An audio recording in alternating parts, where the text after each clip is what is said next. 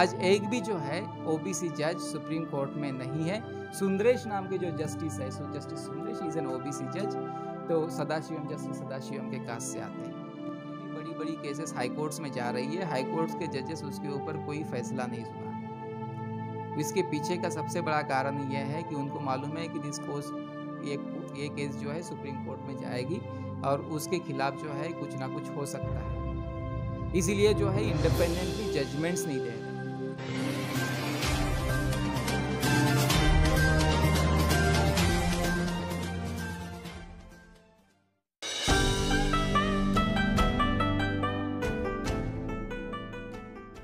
तो दोस्तों, बाबा साहब अम्बेडकर जब इंडिया आए, एलएसी में पढ़ रहे थे, पहले कोलंबिया में पढ़े। 1913 वो कोलंबिया गए थे। कोलंबिया जाने के लिए उनका कॉन्ट्रैक्ट हुआ था, जो बड़ौदा के राजा थे उनके साथ कॉन्ट्रैक्ट हुआ था। और कॉन्ट्रैक्ट ये था कि बड़ौदा के राजा उनको फाइनेंस करेंगे और फाइनेंस के आधार पर वो कोलंबिया में इकोनॉमिक्स पढ़कर इंडिया आएंगे। तो बड़ौदा के चीफ फाइनेंशियल ऑफिसर, जिसको आप कंट्रोलर एंड ऑडिटर जनरल भी कहते हैं आज के इसमें, उस पोजीशन पर चीफ जो ट्रेजरी ऑफिसर है उनको नियुक्त किया जाएगा। तो बाबा साहब अम्बेडकर बड़ौदा के जो राजा थे उनके साथ कॉन्ट्रैक्ट करके, बहुत सारे लोग उसको स्कॉलरशिप के तौर पर, मतलब एक मिसअंडरस्टैंडिंग फैला रखा है लोगों ने कि बड़ौदा के राजा ने बाबा साहब को स्कॉलरशिप दिया था। ऐसा जो मिसअंडरस्टैंडिंग फैलाया है उसको मैं आपके बीच में सुधारना चाहता हूँ कि बड़ौदा के राजा के साथ में बाबा साहब का कॉन्ट्रैक्ट हुआ था। बाबा साहब कोलंबिया जाएंगे, वहाँ से इकोनॉमिक्स पढ़ कर आएंगे और यहाँ पे चीफ ट्रेजरी ऑफिसर बड़ौदा के वो बनेंगे।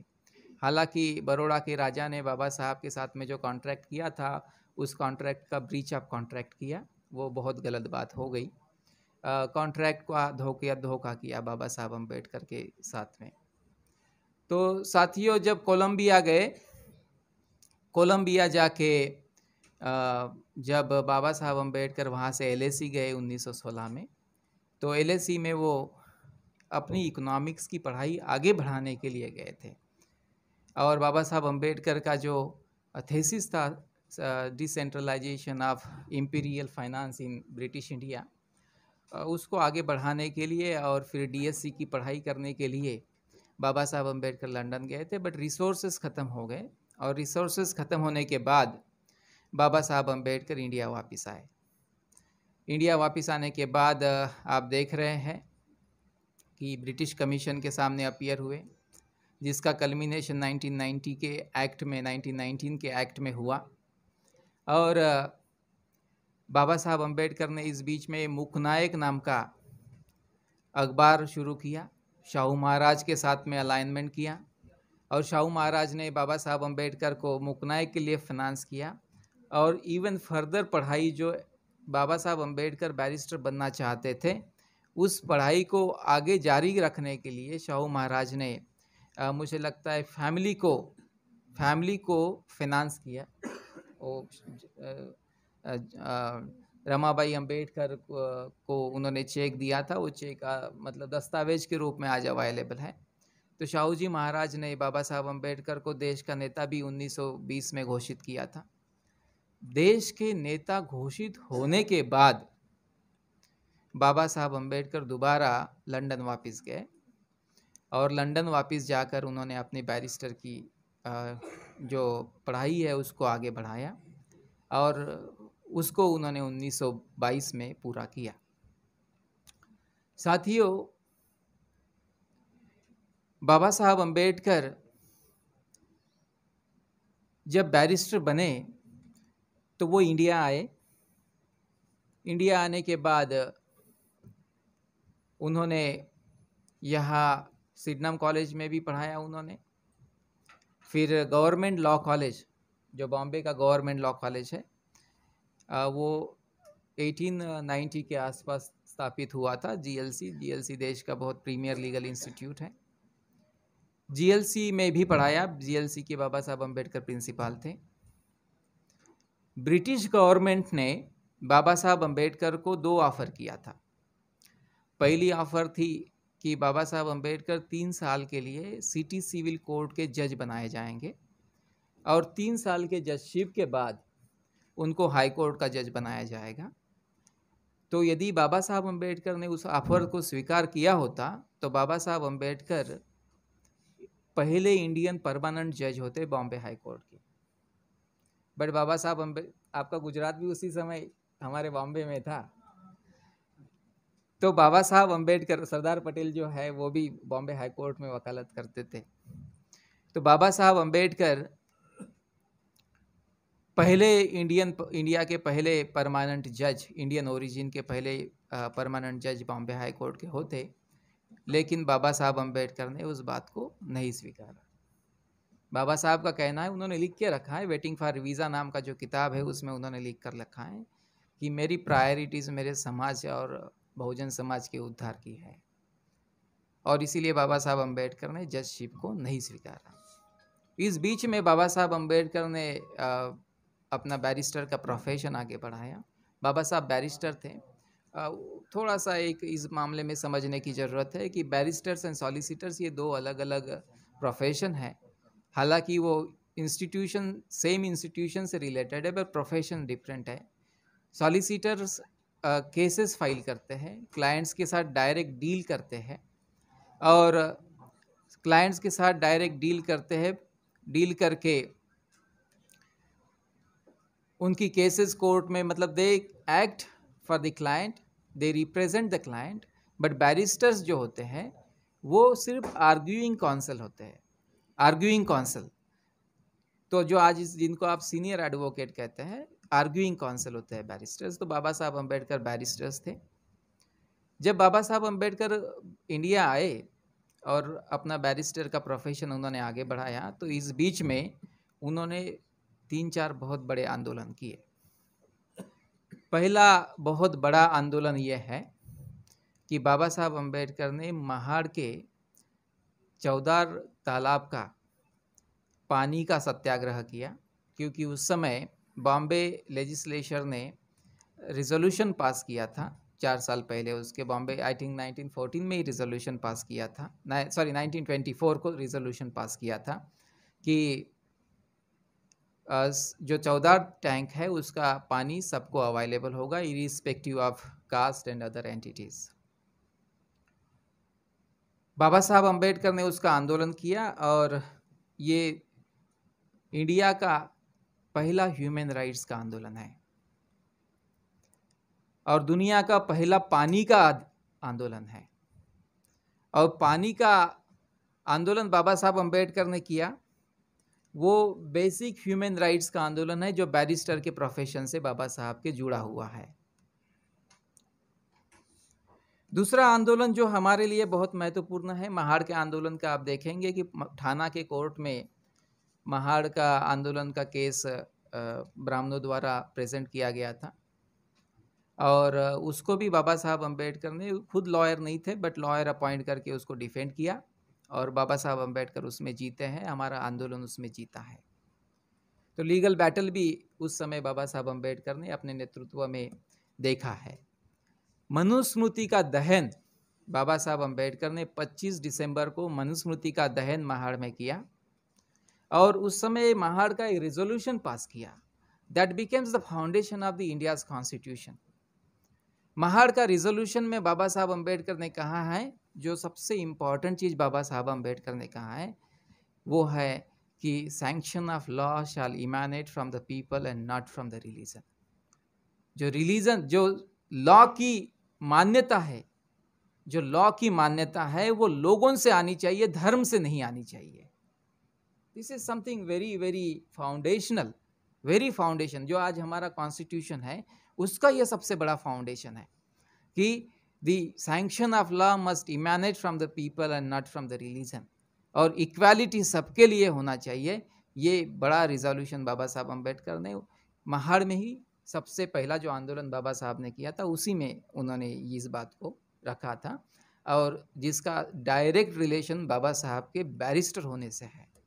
इंटरेस्टिंगली आपको बताना चाहता हूँ कि बाबा साहब अम्बेडकर ट्रेंड इकोनॉमिस्ट थे और इंडिया के पहले इकोनॉमिक्स के पीएचडी डॉक्टरेट थे इकोनॉमिक्स में।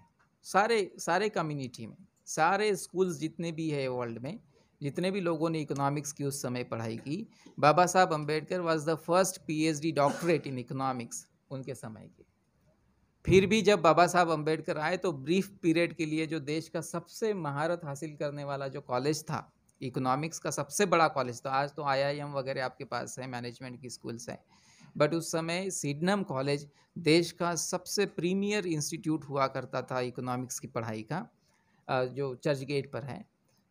वहाँ बाबा साहब अम्बेडकर ने ब्रीफ पीरियड के लिए इकोनॉमिक्स के प्रोफेसर बने, लेकिन उसको बंद कर दिया।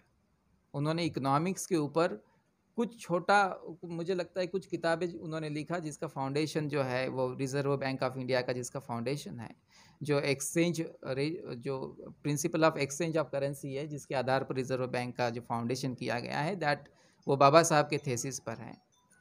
बट उसके बाद में बाबा साहब अम्बेडकर ने इकोनॉमिक्स के तरफ देखा तक नहीं, और पूरा ज़िंदगी जो है लॉ एंड लीगल प्रैक्टिस, इसके तरफ बाबा साहब अम्बेडकर ने पूरा फोकस किया। तो दोस्तों, बताना चाहता हूँ कि जब बाबा साहब अम्बेडकर ने महाड़ का सत्याग्रह किया, तो उसके तुरंत बाद बाबा साहब अम्बेडकर ने नासिक में टेम्पल एंट्री का सत्याग्रह किया। और इंटरेस्टिंगली, टेम्पल एंट्री के लिए देश के सारे धर्मों को हिंदू माना गया है, क्योंकि हिंदू धर्म की बुराई सारे धर्मों में है। Only for the temple entry and for bringing reform in the society. बहुत सारे लोग मुझे मतलब ओपिनियन लेने के लिए आए थे, कुछ लोग, कि ये ऐसे कैसे हुआ कि हमारे धर्म को भी, जैसे कनाडा में पिछली बार मैंने भाषण किया था तो लोगों ने कहा था कि बाबा साहब अम्बेडकर ने संविधान तो लिखा है बट सिखों को भी हिंदू माना है। तो मैंने कहा कि हिंदू धर्म की बुराई आप अपने साथ में रखोगे और अपने आप को हिंदू भी नहीं कहोगे, है ना। आपको सिख रहना है तो आप हिंदू धर्म की बुराइयां हटा दीजिए अपने धर्म से। तो just for bringing the reform article 25 exception 2 में जो बाबा साहब, प्रोविज़न 2 में जो बाबा साहब अम्बेडकर ने प्रोविज़न किया है कॉन्स्टिट्यूशन में, temple entry and bringing the reform in the religion, वो जो है उसमें हिंदुओं की सारे धर्म से बुराइयां है उसको हटाने के लिए प्रोविज़न किया है, चाहे वो कोई भी धर्म हो। और वाटर का जो है प्रोविज़न आर्टिकल 15 में उन्होंने किया है। इसके साथ साथ जब बाबा Saheb Ambedkar round table conferences में, उसके तुरंत बाद 2 साल के तुरंत बाद राउंड टेबल कॉन्फ्रेंसेस में बाबा साहब अम्बेडकर इंडिया को रिप्रेजेंट कर रहे थे, पर्टिकुलरली बहुजन समाज को रिप्रेजेंट कर रहे थे, तो 2 इम्पॉर्टेंट चीज़ बहुत बाबा साहब अम्बेडकर ने की है। पहली इम्पॉर्टेंट चीज़ बाबा साहब अम्बेडकर ने आर्ग्यू की है कि इस देश में जाति व्यवस्था की वजह से we are not a part of main society, discriminated society है, उसका हम पार्ट नहीं है। और उसके बाद में बाबा साहब अम्बेडकर ने अपनी जो मांग थी कि हमें सेपरेट इलेक्टोरेट चाहिए एंड ड्यूअल वोटिंग राइट्स चाहिए, ड्यूअल वोटिंग राइट और सेपरेट इलेक्टोरेट, ये बाबा साहब अम्बेडकर, ये लीगल राइट है basically, these are the legal rights जिसके लिए बाबा साहब अम्बेडकर फाइट कर रहे थे। Separate electorate and dual voting rights, ये बाबा साहब अम्बेडकर ने हमारे लिए अगस्त 1932 को हासिल किया बाबा साहब अम्बेडकर ने। हाउएवर 1 महीने के बाद में ही वो छीन लिए गए।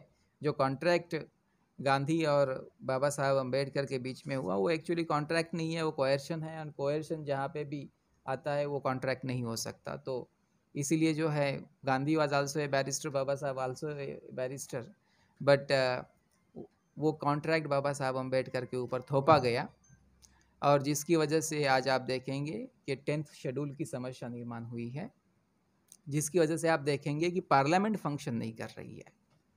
मैं आपको बता रहा हूँ कि पिछले 30-40 सालों से पार्लियामेंट फंक्शन नहीं कर रही है। That is the very serious crisis for the democracy.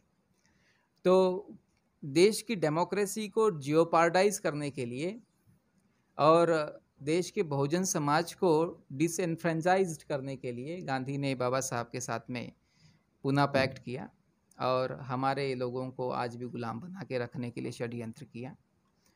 तो साथियों, बाबा साहब अम्बेडकर ने जो आंदोलन चलाए वो सारे के सारे आंदोलन लीगल आंदोलन है। ये बात समझने की जरूरत है। उसके बाद में जब बाबा साहब अम्बेडकर को लॉ मिनिस्टर बनाया गया, basically the member in the viceroy's council, that was a nominated position. So British viceroy जो था उन्होंने बाबा साहब अम्बेडकर को अपने काउंसिल में इनवाइट किया and he was given a portfolio of labour minister. तो लेबर मिनिस्टर थे तो बाबा साहब अम्बेडकर ने 3 बड़े कानून लाए। पहला कानून था कि वर्कमैन कंपेंसेशन एक्ट है, इंडस्ट्रियल डिस्प्यूट एक्ट है और ट्रेड यूनियंस एक्ट है। ये तीनों एक्ट जो है वो बाबा साहब अम्बेडकर के टाइम में, they are the foundation, basically they are the foundation of any labour regime in our country. वो तीनों कानून आप देखेंगे तो उन्होंने लेबर के हित में क्या किया है ये आपको समझ में आएगा। आपको 8 आवर्स का जो ड्यूटी आज मिल रहा है, that is the Baba Saheb's gift, Baba Saheb ने आपको दिया है। आपको मैटरनिटी लीव मिल रहा है महिलाओं को, वो बाबा साहब अम्बेडकर ने दिया है। आपको वर्कमैन कंपेंसेशन मिल रहा है। ट्रेड यूनियंस में डिस्प्यूट यदि ले ऑफ करते हैं या फिर आप कंपनी के साथ, कंपनी के मैनेजमेंट के साथ यदि आप शेयर करते हैं, तो these are all rights were given by Baba Saheb Ambedkar. बहुत ही इंपॉर्टेंट डेवलपमेंट बाबा साहब अम्बेडकर ने लीगल राइट्स के मामले में किया है। शायद मुझे लगता है कि यदि बाबा साहब बैरिस्टर नहीं बनते तो शायद ये संभव नहीं हो पाता, क्योंकि लीगल इंसाइट ये एक इम्पॉर्टेंट चीज़ है। और लीगल इंसाइट जब आप उस प्रोफेशन को करते हैं तो वो प्रोफेशन की एक जब लीगल इंसाइट डेवलप होती है तब आप ये काम कर सकते हैं। तो बाबा साहब अम्बेडकर यदि बैरिस्टर नहीं होते तो शायद ये डेवलपमेंट हमारे ज़िंदगी में नहीं होता। और बाबा साहब अम्बेडकर ने सबकी केसेस लड़ी है। जैसे आपको एक इंटरेस्टिंग केस बताना चाहता हूँ, हम लोग उसको इस साल जो है बाबा साहब की केसेस पब्लिश करेंगे। जो बाबा साहब अम्बेडकर की जो रिपोर्टेड केसेस है जो हमारे पास है उसको हम पब्लिश करेंगे। एक केस मैं आपको बताना चाहता हूँ कि बाबा साहब अम्बेडकर देशस्थ ब्राह्मणों के वकील थे। मतलब ब्राह्मणों को भी दूसरे वकील नहीं मिले, उन्होंने बाबा साहब अम्बेडकर को वकील बनाया। कोकन में एक ट्रस्ट है, बहुत इंपॉर्टेंट ट्रस्ट है और बड़ा जिसे आप कहते हैं कि पैसे वाला ट्रस्ट है। जहाँ पैसा होता है वहाँ बड़े डिस्प्यूट होते हैं। तो कोकनस्थ ब्राह्मणों ने ये कहा था कि यहाँ देशस्थ ब्राह्मणों का कब्जा इस ट्रस्ट में नहीं हो सकता है, और इसकी वजह से बड़ा डिस्प्यूट हुआ था कोकन में कि कोकनस्थ ब्राह्मण देशस्थ ब्राह्मणों के जो ट्रस्ट के ऊपर कब्जा है उसको हटाना चाह रहे थे। और उसकी वजह से आप पब्लिक को भी दिखा दीजिए, ये कैमरा सिर्फ इधर ही रखेंगे उधर नहीं दिखाएंगे तो लोगों को पता कैसे चलेगा कि इतने वकील यहाँ इकट्ठा हुए थे। तो पर्टिकुलरली नेशनल दस्तक के जो साथी हैं उनको बताना चाहता हूँ कि आप लोगों को भी दिखाइए, जो अधिवक्ता लोग आए हैं उनको। तो बाबा साहब अम्बेडकर ने देशस्थ ब्राह्मणों का केस लड़ा बॉम्बे हाई कोर्ट में, और देशस्थ ब्राह्मणों के साइड में बाबा साहब अम्बेडकर ने केस जीता है। दैट्स एन इंटरेस्टिंग थिंग, जिसकी वजह से आज भी कोकन में जो ट्रस्ट है उसमें देशस्थ ब्राह्मणों का नहीं, ब्राह्मणों का, कोकनस्थ ब्राह्मणों का नहीं बल्कि देशस्थ ब्राह्मणों का वहाँ कब्जा है। ऐसी कई केसेस बाबा साहब अम्बेडकर ने, पर्टिकुलरली जो सेलिब्रेटेड केस है वो आप देखेंगे कि सेलिब्रेटेड केस जो हमारे घासीदास महाराज है उनके लड़के को फांसी हुई थी, और छत्तीसगढ़ की जो सतनामी जो सेक्ट है हमारे सोसाइटी का, उसमें उसके जो लड़के घासीदास महाराज, उनके जो हेड थे सतनामी सेक्ट के, उनके लड़के को फांसी हुई थी। और अपील और रेफरेंस हाईकोर्ट नागपुर में आया था। उस समय हाईकोर्ट बेंच, नागपुर हाईकोर्ट हुआ करता था, बेंच नहीं था, अभी वो बेंच हो गया है महाराष्ट्र में जाने की वजह से। तो अपील जो है महाराष्ट्र, नागपुर में आया था। तो बाबा साहब अम्बेडकर रिप्रेजेंटेड दी घासीदास महाराज, और उसमें बाबा साहब अम्बेडकर ने उसको बाइज्जत बरी करवाया है। दैट्स एन इम्पॉर्टेंट फेसेट है। ये बहुत बड़े बड़े मैटर्स में बाबा साहब अम्बेडकर ने इस तरह से जो आर्ग्यूमेंट्स किए हैं, और लीगल आर्ग्यूमेंट्स, और जितने भी आर्ग्यूमेंट्स आप देखना चाह रहे हैं बाबा साहब के, वो बहुत ही प्रोग्रेसिव आर्ग्यूमेंट्स बाबा साहब ने किए हैं। कोर्ट्स में आप देखेंगे उनके जजमेंट्स, तो एवरी जजमेंट्स में बाबा साहब अम्बेडकर ने क्या आर्ग्यू किया है, वो उनके नाम के साथ डॉक्टर अम्बेडकर आर्ग्यू दिस करके लिख के आया है. So he was a very important lawyer. However he was not a member of any of the bar associations. वो किसी भी बार एसोसिएशन के मेंबर नहीं थे. He was neither a member of Bombay Bar Association. He was neither nor a member of Advocates Association of Western India that is there in Bombay High Court. तो ये जो एक important चीज़ बाबा साहब अम्बेडकर ने lay down की है वो law के क्षेत्र में है, और लॉ के क्षेत्र में होने की वजह से ये दिन हमारे लिए बहुत महत्वपूर्ण हो जाता है. उसके बाद में आप देखेंगे तो बाबा साहब अम्बेडकर की ज़िंदगी में जो है देश का संविधान बनाने का मौका आया, और संविधान बनाने का जब मौका आया तो उन्होंने अपने आंदोलन की सारी बातें, हालांकि देश का जो संविधान है दैट्स ए डेवलपमेंट, ये मैग्ना कार्टा से लेकर जो डेवलपमेंट हुआ है वो आज तक का जो डेवलपमेंट है वो that's a culmination in of A development in the constitution of India. तो बाबा साहब अम्बेडकर ने 3-4 चीज़ें बहुत बड़ी की है कॉन्स्टिट्यूशन में.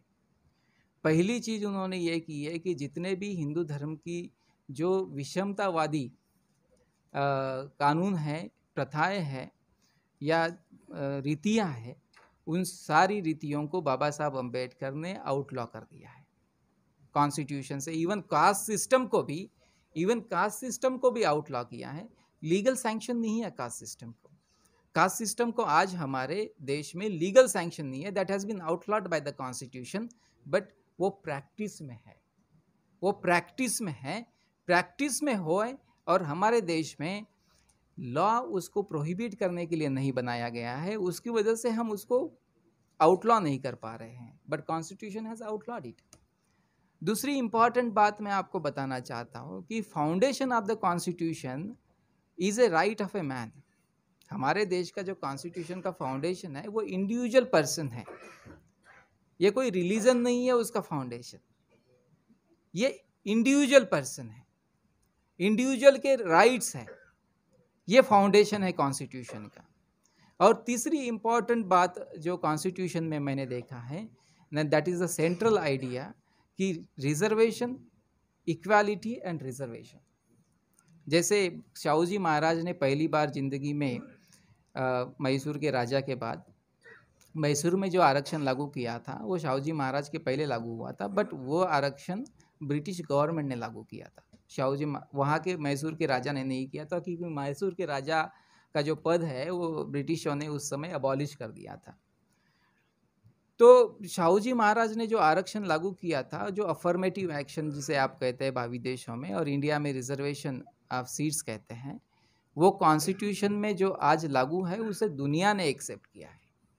आप देखेंगे कि गूगल, माइक्रोसॉफ्ट, ये ऐसी जो बड़ी बड़ी कंपनियां हैं, उनके हर साल डाइवर्सिटी रिपोर्ट आते हैं, और डाइवर्सिटी रिपोर्ट्स में बताया जाता है कि हमारे कंपनियों में कौन से रेस के कितने लोग, कौन से जेंडर के कितने लोग अपॉइंट किए गए हैं. इसका डाइवर्सिटी रिपोर्ट आता है. हमारे देश में नहीं आ रहा है क्योंकि हमारे देश में हमारे पास पॉलिटिकल पावर नहीं है, उसकी वजह से हम लोग ये नहीं कर पा रहे हैं. तो साथियों, ये जो इम्पोर्टेंट कंट्रीब्यूशन बाबा साहब अम्बेडकर ने किया है वो लीगल सेक्टर में काम करने की वजह से हुआ है और लॉयर होने की वजह से. हाँ, अभी मैं अपने सब्जेक्ट की तरफ आता हूँ. जैसे हम लोग देख रहे हैं कि role of judiciary in democracy, तो बाबा साहब अम्बेडकर ने जब आर्टिकल 32 लिखा था कॉन्स्टिट्यूशन में, तो आप सब जानते हैं कि बाबा साहब को पूछा गया था कि ये आर्टिकल क्यों लिख रहे हैं आप. तो बाबा साहब ने एक्सप्लेनेशन में उन्होंने कहा था कि rights are useless unless the remedies are provided of their violation. Right है लेकिन रेमेडीज नहीं है वायलेशन के खिलाफ, तो राइट्स का कोई मतलब नहीं है. कॉन्स्टिट्यूशन में क्या रेमेडीज है?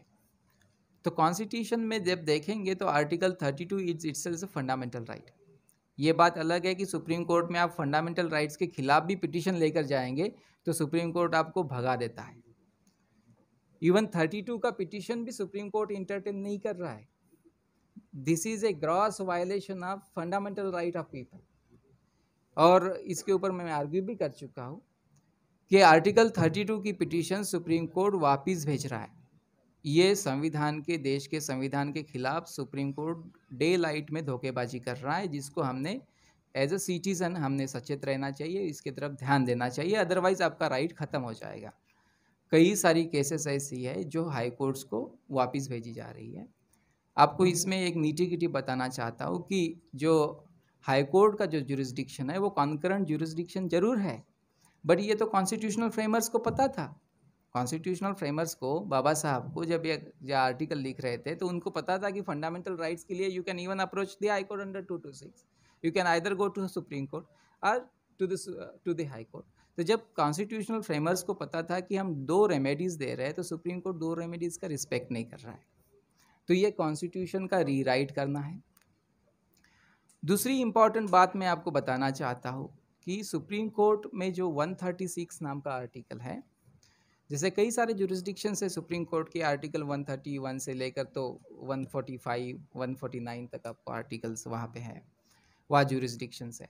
बट 136 का जुरिस्डिक्शन जो है सुप्रीम कोर्ट में, उसका स्कैथिंग मिसयूज़ हो रहा है, बहुत बड़ा मिसयूज़ हो रहा है।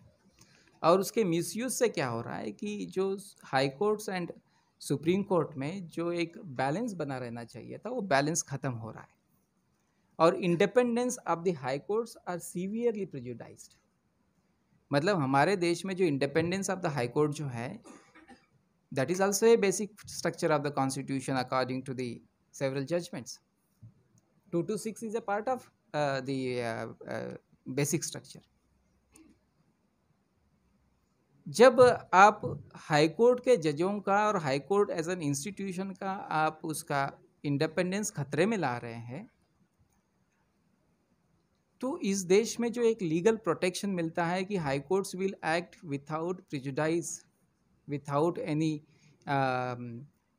Bias and prejudice and independently वो उसको आपकी केस को सुनेंगे, वो प्रोटेक्शन ख़त्म हो जाता है। मैं आपको बताना चाहता हूँ कि जितनी भी बड़ी बड़ी केसेस हाई कोर्ट्स में जा रही है, हाई कोर्ट्स के जजेस उसके ऊपर कोई फैसला नहीं सुना रहे। इसके पीछे का सबसे बड़ा कारण यह है कि उनको मालूम है कि दिस कोर्स ये केस जो है सुप्रीम कोर्ट में जाएगी और उसके खिलाफ जो है कुछ ना कुछ हो सकता है, इसीलिए जो है इंडिपेंडेंटली जजमेंट्स नहीं दे रहे। मुझे हाई कोर्ट के एक सीटिंग चीफ जस्टिस ने बताया कि जब भी उनके इम्प्यून ऑर्डर में जब भी उनका नाम देखता है, सुप्रीम कोर्ट में एक जज है, वो नाम देखते ही नोटिस इशू करता है। सीटिंग चीफ जस्टिस ने बताया मुझे हाई कोर्ट के। तो ये जो है बहुत सीरियस मामला है जिसको रेगुलेट करने की ज़रूरत है। दूसरी इम्पॉर्टेंट बात मैं आपको बताना चाहता हूँ कि सुप्रीम कोर्ट जो है और हाई कोर्ट जो है वो इंक्रीजिंगली पार्लियामेंट एंड लेजिस्लेचर के अफेयर्स में इंटरफेयर कर रहे हैं, इंक्रीजिंगली। जैसे एक कल का ही एक इम्पॉर्टेंट, मैं उसके मेरिट पर नहीं जा रहा हूँ उस केस के, बट मैं इम्पॉर्टेंस बता रहा हूँ कि आर्टिकल 122 जो पार्लियामेंट के लिए है एंड आर्टिकल 212 जो है वो लेजिस्लेचर के लिए है कि that you know nothing no proceedings of the parliament and the state legislatures can be shall be called in question in any court. और जो रेगुलेशन बनाने के लिए जो ऑफिसर्स होते हैं उस पार्लियामेंट के उस पर्टिकुलर वर्क के लिए जो ऑफिसर्स होते हैं, particularly governor, speakers and all other those people, उनको भी they will also not be amenable to the jurisdiction of the supreme court for the proceedings and the high courts for the proceedings of the legislatures and the parliament. इसका बहुत बड़ा violation हो रहा है, इस violation को रोकना चाहिए। अदरवाइज क्या होगा कि हमारी जो इलेक्टेड रिप्रेजेंटेटिव्स एंड इंस्टीट्यूशंस है वो चलेगी नहीं, वो नहीं चलेगी, और इसीलिए इसको रोकना बहुत ज़रूरी है। तीसरी इम्पॉर्टेंट बात मैं बताना चाहता हूँ कि बैंगलोर प्रिंसिपल्स आप लोगों को पता होंगे, जो यूनाइटेड नेशंस के बैंगलोर प्रिंसिपल्स हैं। बैंगलोर प्रिंसिपल्स सुप्रीम कोर्ट ने आरटीआई में बताया है कि वो बैंगलोर प्रिंसिपल्स लागू नहीं कर रहे हैं। बहुत सीरियस मामला है जिसको हमने देखना चाहिए कि बैंगलोर प्रिंसिपल्स क्यों नहीं लागू कर रहे हैं। बैंगलोर प्रिंसिपल्स जो है वो 6 प्रिंसिपल्स है। 6 प्रिंसिपल्स में जो पहला प्रिंसिपल है इंडिपेंडेंस, ये जजों के जुडिशियल कंडक्ट के principle. Independence, impartiality, integrity, propriety, equality, competence and diligence, ये जो 6 प्रिंसिपल है, ये 6 प्रिंसिपल्स को सुप्रीम कोर्ट लागू नहीं कर रहा है। आरटीआई में बताया है उन्होंने कि हम लागू नहीं कर रहे हैं, और जबकि यूनाइटेड नेशन में हमने इसको रेटिफाइड किया है, साइन किया है, और इसीलिए ये प्रिंसिपल्स लागू होने चाहिए। जजों की इंडिपेंडेंस बहुत सीवियरली खतरे में आ चुकी है। यदि आप गूगल और एप्पल को रिक्वेस्ट करेंगे, या पार्लियामेंट जैसे मंत्री साहब इधर हैं, यदि दिल्ली की पार्लियामेंट, दिल्ली की स्टेट लेजिस्लेचर यदि गूगल को पूछती है कि ये जज जो फ़ोन इस्तेमाल कर रहे हैं गूगल के और एप्पल के, इनके फ़ोन बुक में कितने मिनिस्टर्स के फ़ोन नंबर है और ये कितनी बार मिनिस्टर्स को फ़ोन करते हैं, तो इससे आपको पता चलेगा कि वो कितने कॉम्प्रोमाइज्ड इंटेग्रिटी के हो चुके हैं। इसीलिए मिनिस्टर साहब हमारे बीच में, राजेंद्र पाल साहब आए, यदि आप असेंबली में जाए तो आप ऐसा रिजोल्यूशन पास कीजिए, गूगल और एंड्रॉयड के माध्यम से गूगल को और एप्पल को पूछिए कि इनका डेटा हमें दिया जाए। बहुत इम्पॉर्टेंट है। मैं आपको कह रहा हूँ कि जजेस मिनिस्टर्स को फ़ोन करते हैं, मिनिस्टर्स को फ़ोन करते हैं, क्या इंस्ट्रक्शंस लेते हैं मुझे मालूम नहीं, बट मैं आपको दावे के साथ कहता हूँ कि सुप्रीम कोर्ट के जजेस मिनिस्टर्स को या फिर फार्मर मिनिस्टर्स को, फार्मर चीफ मिनिस्टर्स को फ़ोन करते हैं, और ये बहुत सीरियस मामला है। इंटेग्रिटी नहीं है, डाउटफुल इंटेग्रिटी है। दूसरी इम्पॉर्टेंट बात, इंटेग्रिटी डाउटफुल होने का रीज़न क्या है वो भी मैं बता रहा हूँ। तो जो हमने कॉलेजियम सिस्टम अडॉप्ट किया है, जो 1981 का जजमेंट एसपी गुप्ता का, जो वंडरफुल जजमेंट है, चलिए उसको जो सुप्रीम कोर्ट में जो है 9 जजेस बेंच ने ओवर रूल किया और 1992 में एक जजमेंट दिया SCOR के ऊपर। उसमें उन्होंने कहा है कि 3 प्रिंसिपल लेट डाउन किया है। पहला कहा है कि it is the primacy of the opinion of a chief justice which will prevail in the appointment of the जजेस। मतलब इस देश में जो भी अपॉइंटमेंट हो रहे हैं उसमें प्राइमेसी जो है वो चीफ जस्टिस ऑफ इंडिया को होगा। President is bound to consult the chief justice. Consultation, we can understand that president is bound to consult the chief justice. On a consultation, opinion given by the chief justice is binding upon the president. And third is that the collegium president, chief justice will not be alone consulted by the president, but he will consult the 5 senior most judges in case of the Supreme Court appointments, and in case of the High Court's appointment, 3 senior most judges. तो ये जो principal 1992 के judgement में late down किया है वो कैसे आया, मैं आपको ब्रीफली बताना चाहता हूँ।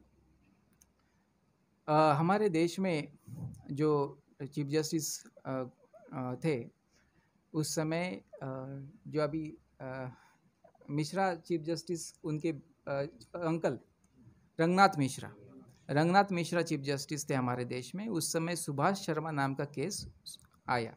सुभाष शर्मा नाम का केस आया, उसमें उन्होंने कहा कि जजों की अपॉइंटमेंट हो नहीं रही है और उसमें वैकेंसीज बहुत ज़्यादा है, तो इसीलिए वैकेंसीज भरने के लिए रीट इशू किया जाए। तो 5 जजेस बेंच का जो जजमेंट था एसपी गुप्ता का, उन्होंने 3 जजेस बेंच ने कहा, that's also a judicial indiscipline. 3 जजेस बेंच ने कहा कि we are not agree with the judgments rendered by the 5 जजेस इन एसपी गुप्ता, और उसकी वजह से जो है उन्होंने टाइम बाउंड मैनर में उस जजमेंट को रिकन्सिडर करवाया। उसका रीज़न बता रहा हूँ, क्योंकि 1989 में जब 18 सुप्रीम कोर्ट के जज हुआ करते थे तो उसमें 12 नॉन ब्राह्मण जजेस थे और सिर्फ 6 ब्राह्मण जजेस बचे थे।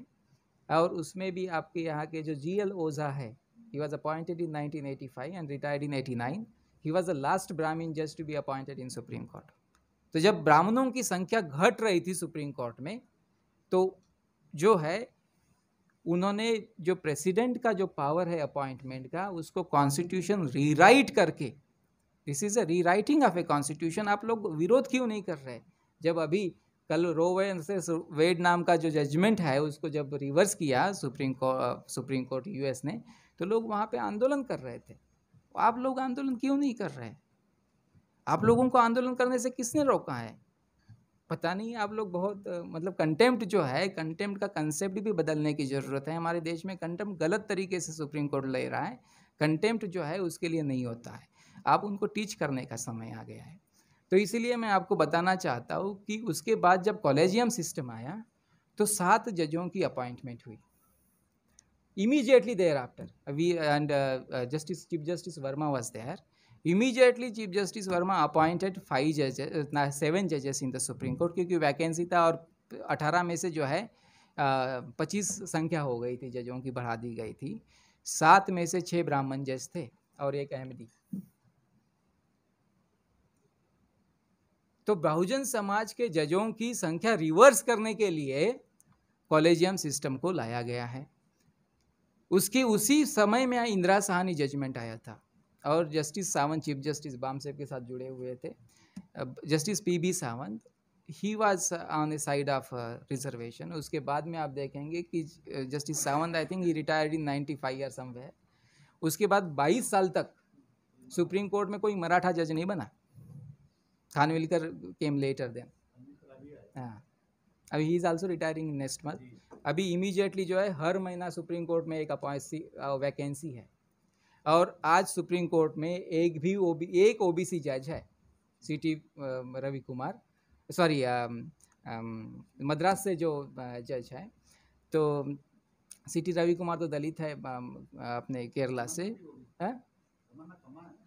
But he is not a OBC. I am saying OBC जज। आज एक भी जो है ओबीसी जज सुप्रीम कोर्ट में नहीं है। सुंदरेश नाम के जो जस्टिस है, justice Sundaresh, is an OBC जज। तो सदाशिवम, जस्टिस सदाशिवम के कास्ट से आते हैं। आपको बताना चाहता हूँ कि आज सुप्रीम कोर्ट में 32 जजेस फंक्शन कर रहे हैं, मतलब 31 + 1, 32 जजेस सुप्रीम कोर्ट में फंक्शन कर रहे हैं। सिर्फ एक ओबीसी है। और देश के इतिहास में HK सेमा नाम के जज को छोड़ दिया जाए, वो भी नागालैंड से थे, तो मेनलैंड इंडिया से एक भी शेड्यूल ट्राइब का जज सुप्रीम कोर्ट में नहीं बनाया गया है, एक भी। और आपको मैं बता रहा हूँ कि शेड्यूल ट्राइब का पॉपुलेशन इस देश में मतलब half of the population of America है। शेड्यूल ट्राइब का population is half of the population of America है। उसका कोई जज नहीं पूरे इतिहास में। सुप्रीम कोर्ट में आज तक 258 जजेस की नियुक्ति हुई है और उसमें से जो है 48 चीफ जस्टिसेस हैं और 180 जो है जजेस है। इसमें कोई भी शेड्यूल ट्राइब का जज HK सेमा छोड़ दिया जाए तो नहीं है। शेड्यूल कास्ट के जजेस जो है वो सिर्फ 4 शेड्यूल कास्ट के जज बने हैं सुप्रीम कोर्ट में, सिर्फ 4। और वो भी जो है हमने आंदोलन करने के बाद अभी लेटेस्ट जज बनाया गया है। तो ये बहुत ही रिप्रेजेंटेशन का बहुत सीरियस मामला है। इसका मैं आपको बता रहा हूँ कि रिप्रेजेंटेशन क्या रोल प्ले करता है, बहुत बड़ा रोल प्ले करता है। जैसे आप देखेंगे कि 2012-2013 में यूके में हाउस ऑफ लॉर्ड्स में जो हाउस ऑफ लॉर्ड्स का जुडिशियल अपॉइंटमेंट कमीशन है, उसमें बरोनेस जाय एंड बरोनेस न्यूबर्जर ऐसी 2 लेडीज़ हेड कर रही थी दैट कमीशन। और उस कमीशन में उन्होंने लेट डाउन किया कि diversity plays a very important role in outcome of a judgment. और उन्होंने कहा है कि मेरिट का और बहुत बढ़िया बैरिस्टर होने का कोई संबंध नहीं है। मतलब you need not to be a means only because you are a good barrister you need not to be a good जज। तो ये प्रिंसिपल अडॉप्ट किया और आप देखेंगे कि यूके में आज 51% महिलाएं वहाँ की जुडिशियरी में जजेस हैं। दूसरी बात आप देखेंगे कि रॉयल कोर्ट तक उन्होंने जो है माइनॉरिटीज़ के जजेस को, ब्लैक्स को जजेस को बनाया है, रॉयल कोर्ट्स तक। तो ये आपको मैं बताना चाहता हूँ। इम्पॉर्टेंटली मैं दूसरा एक एग्जांपल देना चाहता हूँ कि जब बैरेट, एनी कोनी बैरेट जो जज बन रही थी, she was nominated by Trump. तो मैं उसका सीनेट जुडिशियरी का कमेटी का हीयरिंग सुन रहा था, 4 दिन लगातार सुन रहा था। तो उस हीयरिंग को आप देखेंगे कि उन्होंने जो डेमोक्रेटिक पार्टी है that was in a minority by 1 vote in Senate. तो उन्होंने ये देखा कि सारे जो जजेस हैं वो सारे के सारे जजेस आज के हालत में 2 या 3 जजेस छोड़ दिया जाए तो सभी कंजर्वेटिव है, और एमी कोनी बैरिट बनने की वजह से जो है कंजर्वेटिव्स का, except the chief justice Roberts, उनका मेजॉरिटी बन जाएगा, और उनका जब मेजॉरिटी बन जाएगा तो सारे जजमेंट्स जो है वो कंजर्वेटिव ओपिनियन के साइड में आएंगे, और उसकी कल्मिनेशन हुआ। बैरेट को सीनेट में पूछा गया, पर्टिकुलरली कोबलूचार ने पूछा है, सेकेंडली कई सारे सीनेटर्स ने पूछा है कि जब आप कोर्ट में जज बनेगी तो आप रो वर्सेस वेड को कैसा देखती है, how do you look at it. मतलब तुमने तो अबॉर्शन के खिलाफ तुमने कोर्ट में जजमेंट दी है, आथर राइटिंग्स भी किया है, एसेस भी लिखे हैं, तो how do you look at it. तो उसने कहा कि मैं I will go by the presidents, I will go by the presidents. वैसा हुआ नहीं, they have overruled the Roe versus Wade. तो ये जो अप्रीहेंशन उन्होंने किया कि तुम्हारे धर्म की वजह से, तुम्हारी जाति की वजह से तुम्हारा जजमेंट्स आउटकम है, ये बहुत सीरियस मैटर है, और हम लोगों को इस देश में प्रोहिबिट करना पड़ेगा। आज देखेंगे कि सुप्रीम कोर्ट में 12 ब्राह्मण जजेस हैं, 12 ब्राह्मण जजेस। ब्राह्मणों ने इस देश में मनुस्मृति लिखा, ब्राह्मणों ने इस देश में कास्ट सिस्टम बनाई, ब्राह्मणों ने इस देश में जो है अनटचेबिलिटी को प्रोपोगेट किया, ब्राह्मणों ने इस देश में हमें जो है शिक्षा से रोका, संपत्ति के अधिकार से रोका, और अनइक्वल जस्टिस जो है हिंदू कोर्ट से अनइक्वल जस्टिस को हमें जो है प्रोहिबिट किया। तो आप मुझे बताइए कि हम कैसा भरोसा करें सुप्रीम कोर्ट के ऊपर। संभव नहीं है हम लोगों के लिए भरोसा करना। और जो दूसरे जजेस है वो भी मैं आपको बता रहा हूँ कि जितनी वीमेन जजेस है सुप्रीम कोर्ट में, एक भी SC ST OBC जज नहीं है। पिछली बार 4 जजेस, अभी सुप्रीम कोर्ट में 4 जजेस फंक्शनिंग है वीमेन में, उसमें सिर्फ एक खत्री जज छोड़ दिया जाए तो सारी ब्राह्मण जजेस है। तो हम लोग कैसे भरोसा करें उनके ऊपर। नहीं, मैं रेमेडी आ रहा हूँ, मैं उसके तरफ रेमेडी की तरफ मेरे पास समय नहीं आने के लिए, मैं दूसरे प्रोग्राम में आऊँगा, ठीक है। तो मैं ये बात बताना चाह रहा हूँ। और ये जो सुप्रीम कोर्ट में जो बहुत सारे प्रॉब्लम्स है वो हम लोग सॉल्व कर सकते हैं, हम लोग सॉल्व कर सकते हैं, बहुत बड़ी बात नहीं है, प्रोवाइडेड हम सॉल्व करना चाहते हैं क्या, इसके ऊपर इम्पोर्टेंस है। यदि आप सॉल्व करना चाहते हैं तो हमारे पास बहुत सारे सॉल्यूशंस हैं, कई सारे सॉल्यूशंस हैं, बट हम सॉल्व करना चाहते हैं क्या। यदि हम लोग सिर्फ 1000 एडवोकेट्स भी गैदर कर ले तब भी हम इस इशू को सॉल्व कर सकते हैं।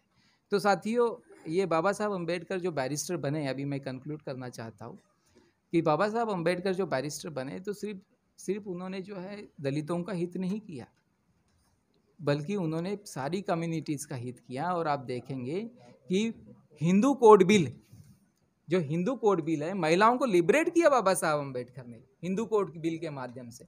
हिंदू कोड बिल जो है पास नहीं हो सका तो रिज़ाइन किया, और हिंदू कोड बिल अभी तो Hindu code bill by and large pass हो चुका है, कई सारे हिंदू लॉज आ चुके हैं, मतलब Hindu marriage act, Hindu succession act, guardianship act, ये जो सारे एक्ट आ चुके हैं वो बाबा साहब अम्बेडकर के ओरिजिनल हिंदू कोड बिल के पार्ट है। तो ये बाबा साहब अम्बेडकर ने जो है बहुत बड़ा काम किया बैरिस्टर बन के, और इसी की वजह से जो है ये दिन हमारे लिए बहुत महत्वपूर्ण होता है। आप लोग जो है ये सेलिब्रेट कर रहे हैं, मैं आपके साथ में हूँ। दोबारा हम इसको लेकर मिलेंगे। हम लोग को जो है इसको लेकर बार एसोसिएशन या फिर वकीलों का संगठन भी बनाने के बारे में सोच रहे हैं, और ऑफिशियली मैं चाहता हूँ कि आज उसका जो है नाम तो डिसाइड नहीं हुआ है सपोज़, फिर भी इनॉग्रेशन कर देना चाहिए। रीज़न मैं आपको बता रहा हूँ, 100 साल का बहुत इंपॉर्टेंट मौका है, ये एक चीज़ मैं आपको बताना चाहता हूँ। और जब भी हम दोबारा मिलेंगे तो बहुत विस्तार से बात करेंगे। Thank you so much. जय भीम सभी को।